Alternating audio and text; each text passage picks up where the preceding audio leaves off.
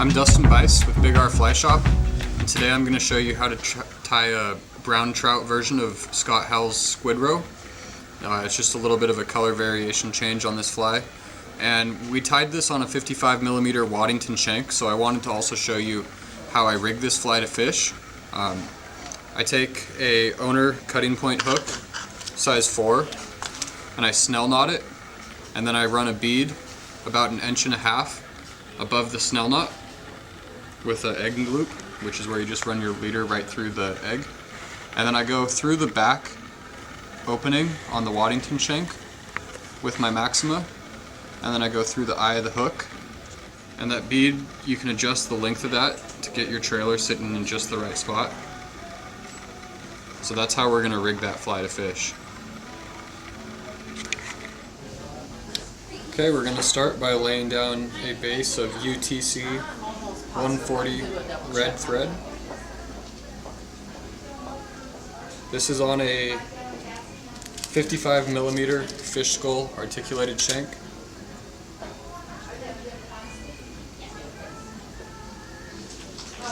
Just going to seal this back section closed.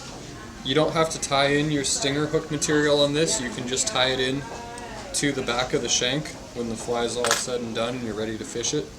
Kind of like tying on a tube, the hook comes later. I just want to close that gap real well.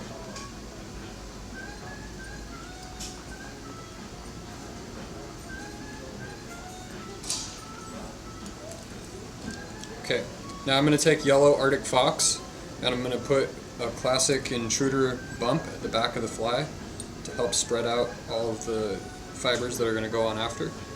So I'll create a dubbing loop.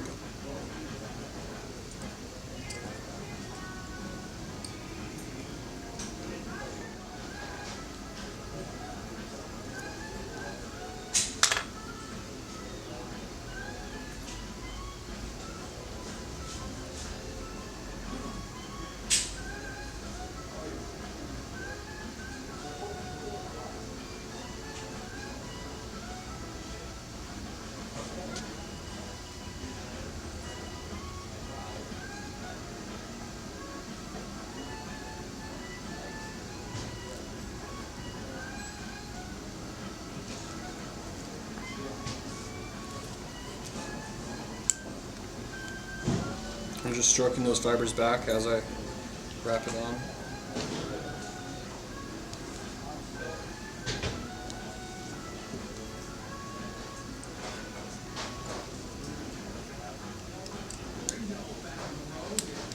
Tie off your dubbing loop and then trim the excess thread.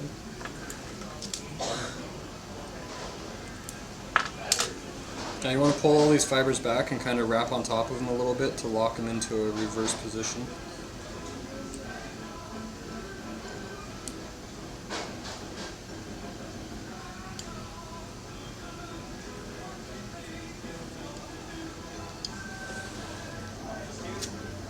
Basically, you just want a nice big lump of that stuff.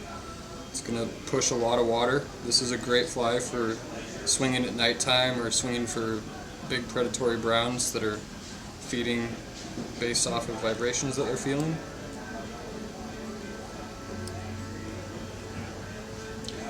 Next, I'm going to take some of our fly enhancer legs in orange pumpkin yellow. And you can see I've got two different sizes of this cut here. The shorter fibers are going to be on the back, the longer ones are going to be on the front of the fly. And I'm leaving this attached to the skirt just because it helps to tie it in easier. So I'm just going to lay this right on top of the hook, and I'm going to fold it over the hook. It can be a little tricky to capture all of the legs as you tie it in.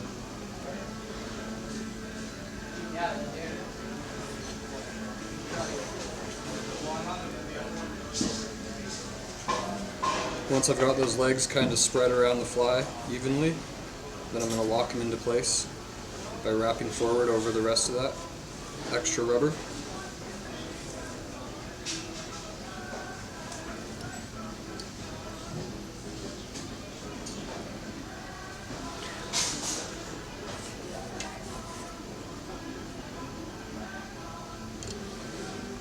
Next step is to tie in some olive chenille.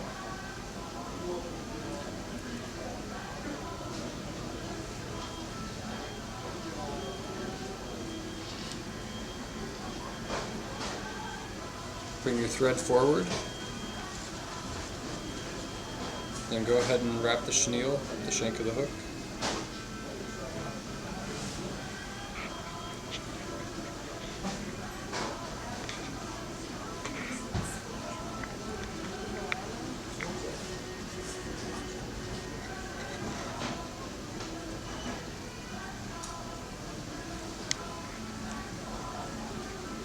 Go ahead and tie that off and trim the excess.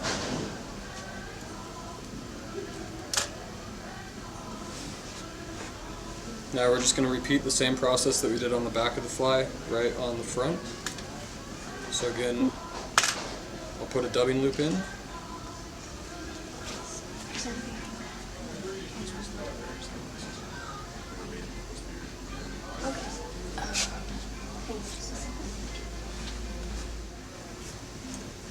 So again, we're tying in another lump of Arctic fox here.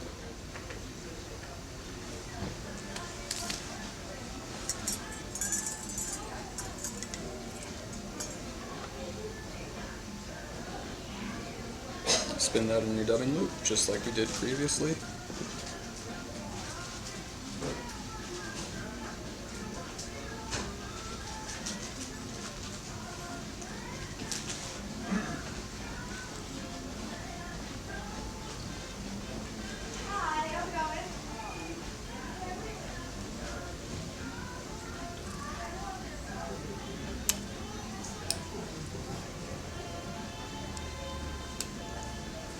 You want this front clump to be even a little bit thicker than the back clump. It helps give the fly a good profile.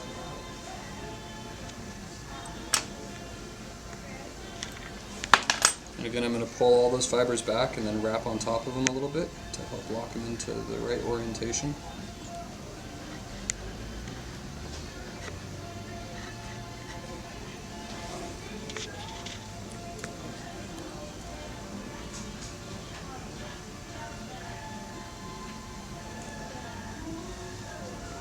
Now go ahead and take your slightly longer clump of legs. Those should come to about the same length. You want them a little shorter than the back legs when it's all tied in. And again, we're going to fold that skirt around the hook and then wrap so that we've got it all captured in there, and then really lock it into place. Now I'm going to take a mallard fiber, mallard feather, I guess, prepare it to tie it in by the tip.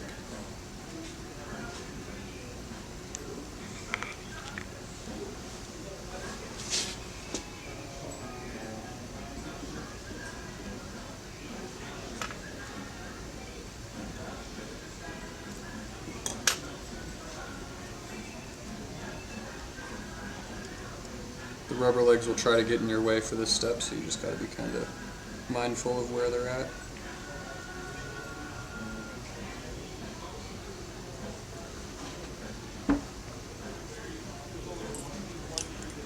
You might want to use your hackle pliers for this so that you have a free hand.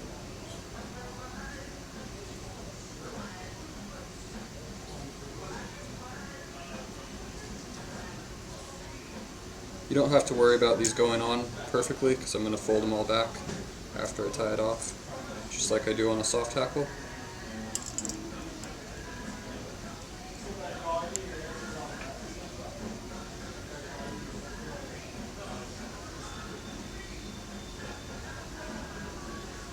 So lock that into place, trim off the extra piece of the quill, and then take all the fibers and fold them back and tie them in. Now we're going to tie in some barbell eyes. These are here to give the fly a little bit of weight to help it go underneath the surface quicker, and they also let you ride hook point up, so when you tie your trailer hook onto this fly, you're going to want to make sure that the point is facing the opposite side of the hook as the eyes. That way you can bounce it along the bottom without snagging up as often. Then I'm going to take my chenille again, and I'm just going to build up a little bit of a head on the fly here. You could also use bunny in a dubbing loop, you could use sculpin wall, you could spin a deer hair head here. This is just the easy way to do it. All the other ways are harder and more time consuming.